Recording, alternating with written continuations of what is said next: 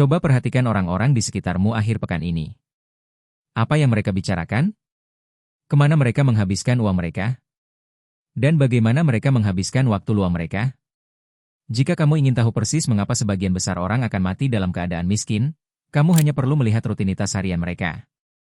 Calon miliarder tidak pernah mengikuti arus utama. Mereka bertindak, berpikir, dan mengambil keputusan dengan cara yang sangat berlawanan dengan masyarakat normal. Inilah 7 hal yang dilakukan oleh calon miliarder dengan sangat berbeda yang membuat mereka tidak mungkin untuk gagal. Bagi orang biasa, akhir pekan adalah waktu untuk melarikan diri dari realitas pekerjaan yang mereka benci. Mereka menggunakan hari Sabtu dan Minggu untuk mabuk, bermain media sosial, atau tidur siang seharian. Tapi bagi seorang calon miliarder, akhir pekan adalah sebuah senjata rahasia. Saat para pesaingmu bersantai, kamu menggunakan 48 jam tersebut untuk merancang bisnis baru, membaca buku, atau mempelajari keahlian tingkat tinggi. Kamu tahu bahwa kekayaan tidak dibangun antara jam 9 pagi hingga jam 5 sore. Kekayaan dibangun pada malam hari dan di akhir pekan saat tidak ada yang melihatmu. Psikologi membuktikan bahwa penghasilanmu adalah rata-rata dari 5 orang teman terdekatmu. Orang biasa akan mempertahankan teman-teman yang beracun, malas, dan suka mengeluhannya karena mereka merasa tidak enak. Tapi calon miliarder sangat kejam dalam hal menjaga energi mereka.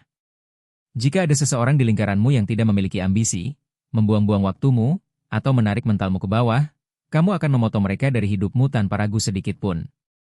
Kamu lebih memilih duduk sendirian di kamar daripada duduk bersama sekelompok orang bodoh. Orang miskin terobsesi dengan hiburan, sementara orang kaya terobsesi dengan edukasi. Orang biasa bisa menghabiskan waktu 5 jam sehari menonton drama televisi yang tidak memberikan nilai tambah apapun di otak mereka. Tapi kamu melihat hiburan tanpa otak itu sebagai racun yang mencuri waktu dan energi mentalmu. Kamu membatasi konsumsi media yang tidak berguna dan menggantinya dengan podcast bisnis, dokumenter keuangan, atau wawancara dengan orang-orang sukses. Otakmu menolak disuapi sampah. Sistem sekolah mengajarkan kita bahwa gagal itu memalukan dan harus dihindari dengan segala cara. Akibatnya, orang dewasa menjadi pengecut.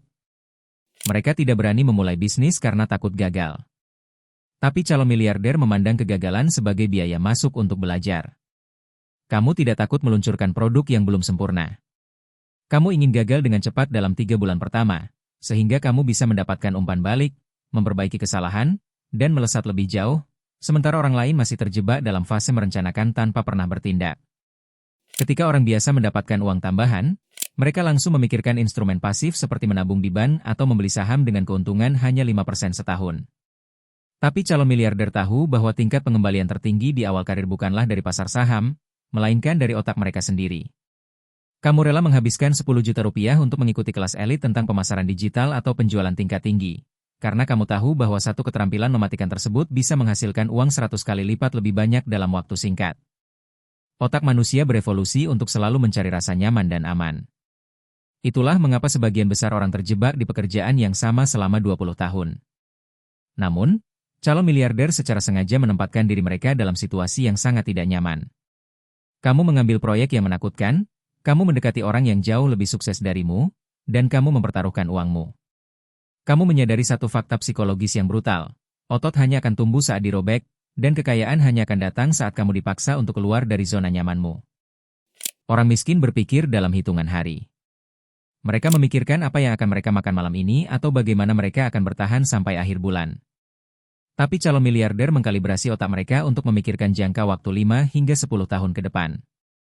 Kamu bersedia menderita hari ini, hidup jauh di bawah standar yang sebenarnya mampu kamu bayar, dan menolak semua kesenangan instan hari ini, demi membangun kerajaan finansial yang tidak akan pernah bisa dihancurkan di masa depan. Kamu tidak peduli dengan apa yang terjadi bulan ini. Kamu sedang bermain untuk mengubah nasib garis keturunanmu. Menjadi berbeda adalah harga mutlak yang harus kamu bayar untuk menjadi sangat sukses. Jika saat ini orang-orang memanggilmu aneh, gila kerja, atau antisosial, selamat. Itu artinya kamu sedang berjalan di jalur yang benar. Jangan pernah menurunkan ambisimu hanya untuk membuat orang-orang mediocre di sekitarmu merasa nyaman. Teruslah melanggar aturan mereka, dan jadilah tak terhentikan. Jika ketujuh hal ini menggambarkan dirimu, pastikan kamu menekan tombol suka dan pastikan kamu subscribe. Bergabunglah dengan kami, dan mari kita mendominasi permainan ini bersama-sama.